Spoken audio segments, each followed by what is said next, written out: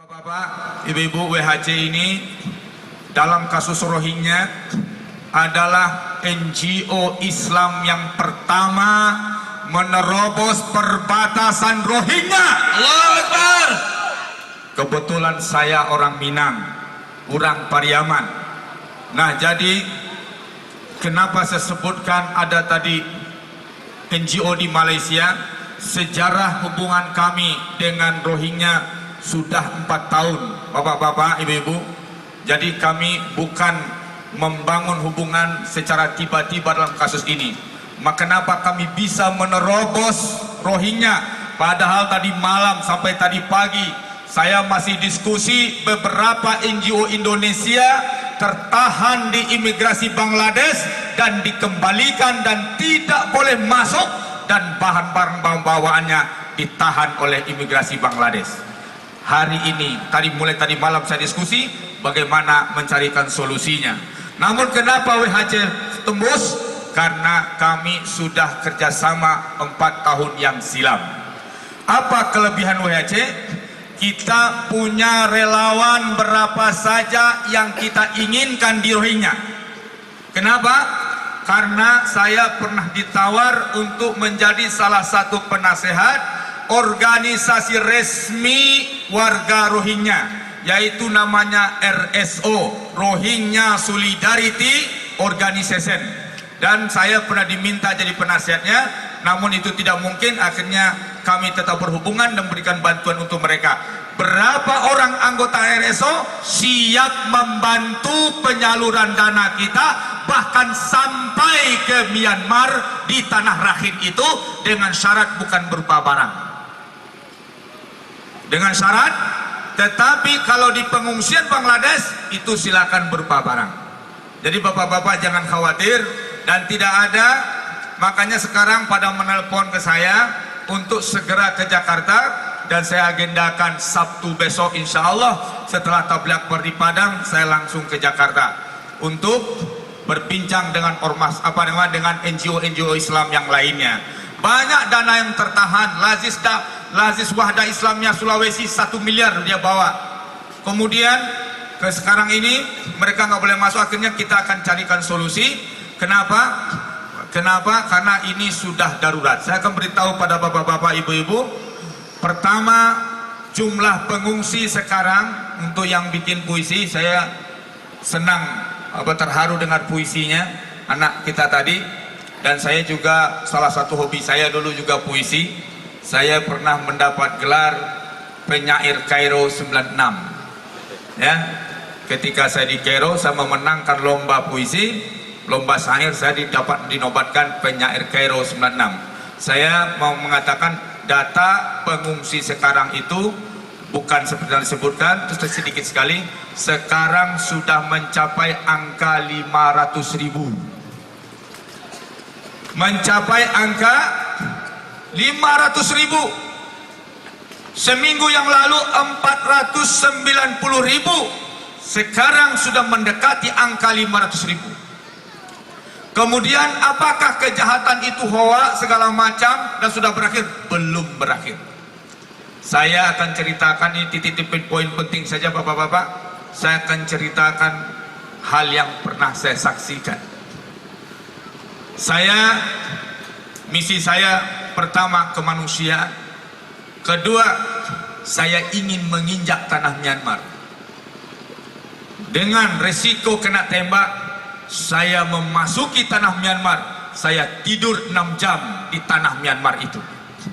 Saya menempuh perjalanan 8 jam, 3 jam dalam sungai, kemudian gunung dan sawah, kemudian saya menginjak tanah Myanmar, tanah Rakhine itu. Dan alhamdulillah kembalinya 8 jam.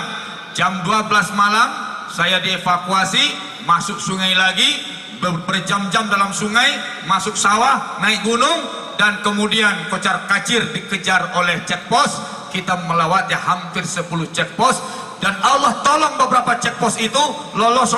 Ada satu checkpost ketika kembali, ketika itu Allah uji kita, dia kondisi tidak memungkinkan dilewati. Akhirnya kami mendaki gunung, memasuki sungai untuk melewati satu checkpost, dan alhamdulillah selamat ketemu kembali dengan bapak-bapak dan ibu-ibu walaupun kami hampir ditembak. Takbir.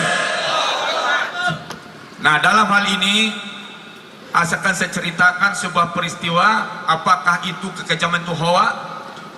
Salah satu berita yang menggemparkan akhir-akhir ini, terbunuhnya, ditembaknya mufti ulama Rohingya bernama Faizul Islam, hafiz Quran, hafiz hadis, ulama nomor 1 Rohingya. Ketika dia ditembak tanggal 6 hari Kamis, kami sedang membagikan bantuan di Balukali. Ibu-ibu mungkin lihat di SCTV ada NGO Indonesia, itu kita SCTV Rohingya dan Indosiar. Sampai kemarin Indosiar masih nelpon, masih minta data baru. Nah, jadi kita insya Allah data kita online, kita punya orang di sana untuk mengirim data-data yang konkret. Nah, kemudian ketika kami sedang membagikan bantuan, pada saat bantuan ini belum selesai kita bagikan, maka tim yang mengurus kami langsung mengajak kami keluar. Pembagian dilanjutkan oleh ketua kemah, ketua pengungsi kem Balukali, yang jumlah penghuni kemnya 30.000 kakak.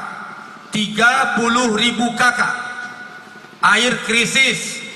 Kemudian tempatnya ini masih tebal, Pak, kalau dijadikan. Jadi puluhan ribu kemah-kemah itu bukan ini plastik hitam yang bahan untuk polybag itu. Itu dindingnya, itu atapnya, tiangnya dibuat dari bambu-bambu kecil yang sebesar besi ini, tapi bambu. Kenapa bambu jadi mahal? Kenapa? Karena 500.000 orang. Nah, untuk itu kami dievakuasi, dibawa keluar. Kami tidak tahu sebenarnya kami sedang dievakuasi. Kata beliau, ayo kita lihat tempat-tempat lain. Tapi ketika melihat tempat lain itu jalannya terburu-buru. Maka ketika saya diwawancara sambil jalan, terburu-buru, setelah masuk gang kecil masuk semak-semak, kemudian keluar dengan ada kendaraan menunggu, kami dikeluarkan. Kami belum tahu apa yang terjadi. Setelah itu kami tanya, jangan naik, jangan berangkat, kita butuh 1 jam lagi, beri waktu 1 jam lagi, kita akan masih banyak yang akan kita kita data dulu, kita ambil data untuk proyek berikutnya, untuk program berikutnya. Apa kata mereka? Baru dikasih tahu kondisi sedang lihat itu asap. Lihat itu asap sedang menyala. Kondisi darurat, tembakan mereka sampai ke sini. Akhirnya kami dievakuasi berangkat. Akhirnya diceritakan bahwasanya Syekh Faizul Islam yang dengan 15 ulama pendampingnya dikejar sudah 2 hari sampai di satu wilayah namanya Nasidong. Nasidong dengan Balukali itu dekat, hanya 1 kilo lebih saja.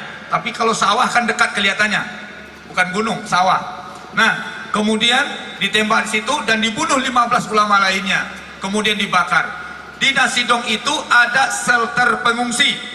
Jadi orang pengungsi ini kalau dia mau mengungsi, dia sudah ada titik-titik untuk penyeberangan, menyeberang ke negara Bangladesh. Karena tidak boleh, ini perbatasan dilihat dekat, nyebrang nggak bisa. Di situ sudah dipasang oleh Myanmar ranjau-ranjau militer. Maka Bapak lihat foto-foto mereka, kakinya hancur berserpihan dan kemudian terputus, itu karena terinjak ranjau-ranjau militer di perbatasan Myanmar. Jadi ada jalur-jalur yang bisa menyeberang.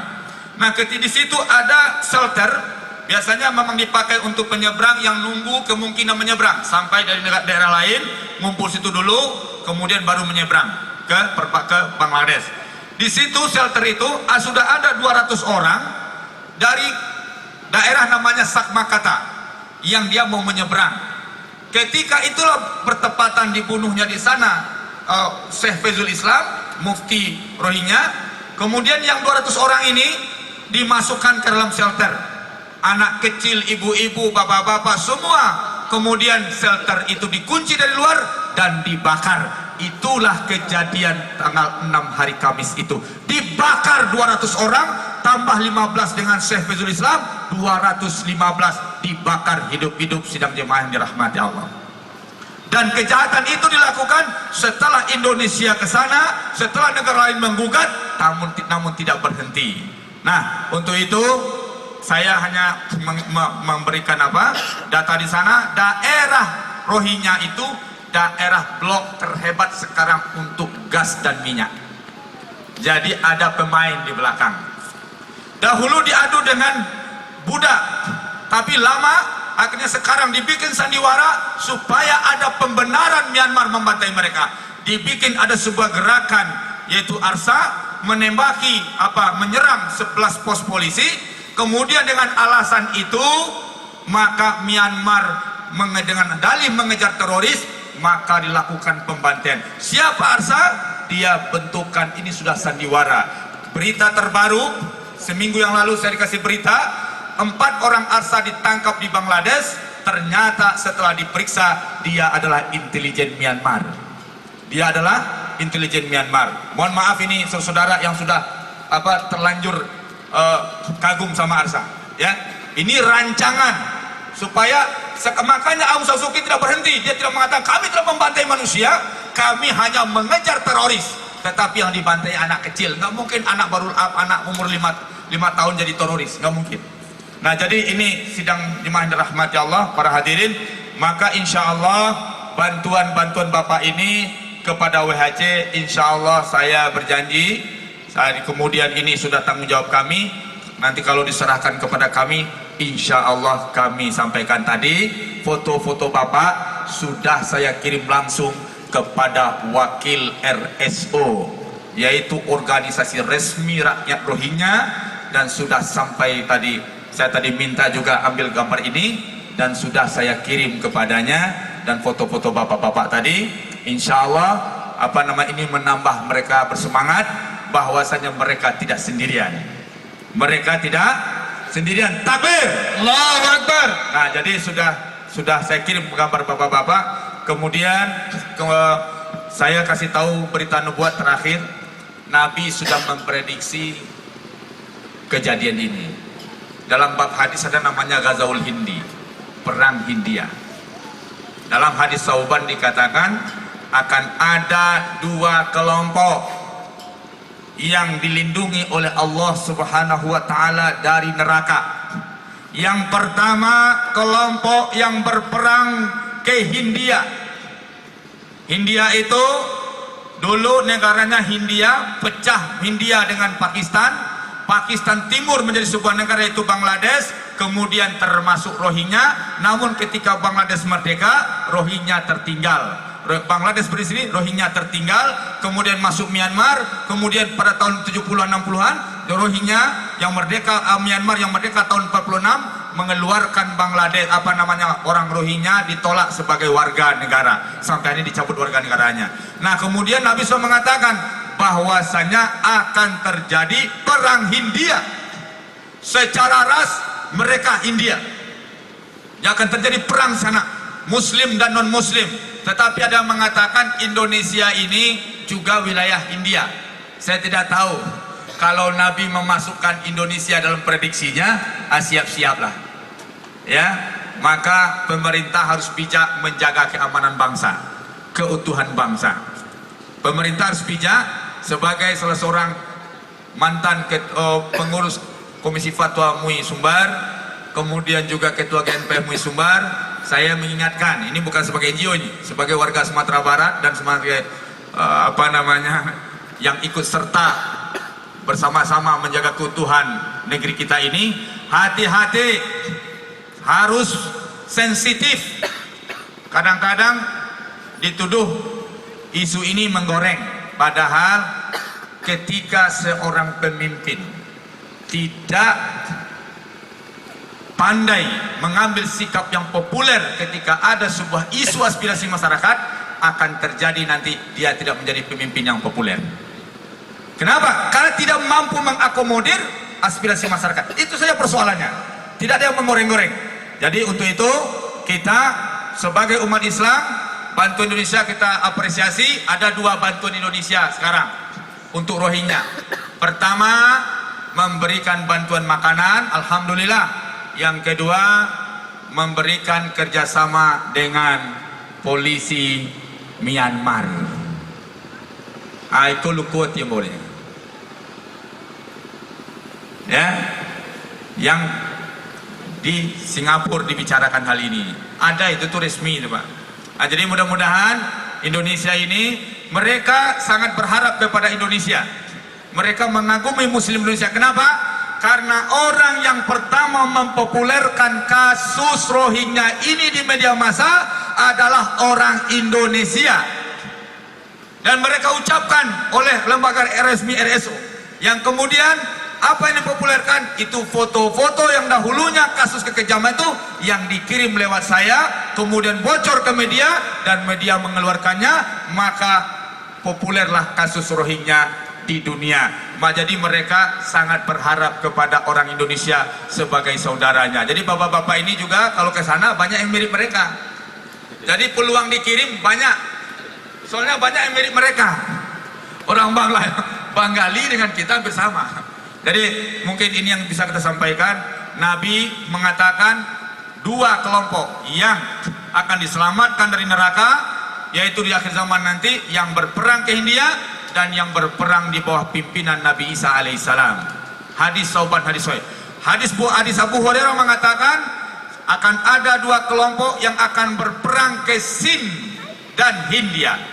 Seandainya saya hidup ketika itu, maka saya akan berperang bersama mereka dan saya ingin syahid bersama mereka. Takbir. Seandainya saya hidup ketika itu, kata Nabi, saya berperang bersama mereka, syahid dengan mereka. Itu Sind. Sind apa? Dalam prediksi saya adalah Cina. Yaitu Sind adalah Cina. Cuman perbedaan lafaz, satu Sin, satu Shin. Tapi sampai hari ini para ahli hadis belum memprediksi Sin itu mana, tetapi dari segi bunyi adalah Cina. Nah, siapa di belakang Rohingya? Cina.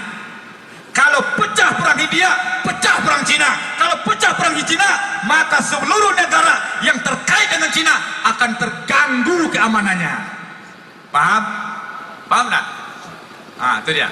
Siapa di belakang Myanmar? Cina. Indonesia siapa di belakangnya? Nggak tahu saya. Saya nggak tahu. Tetapi jika pecah perang India, pecah perang Cina, seluruh negara yang terkait dengan Cina akan terganggu keamanannya. Maka mulai hari ini tolong diset ulang keutuhan negara ini. Tolong diwaspadai keutuhan negara.